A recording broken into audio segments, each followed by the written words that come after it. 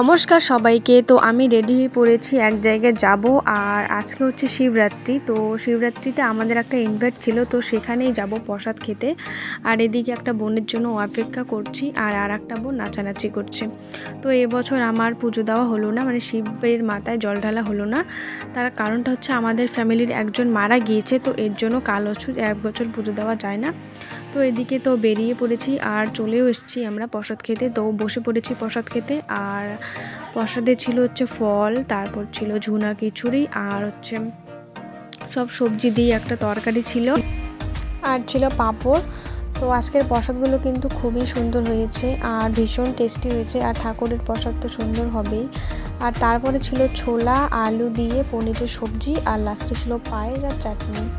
তো তারপর বাইরে বেরিয়ে দেখি যে সবাই নাচানাচি করছে, তো আমিও একটু ভিডিও করে নিয়েছি। তো তারপর আমরা বাড়ি চলে আসি।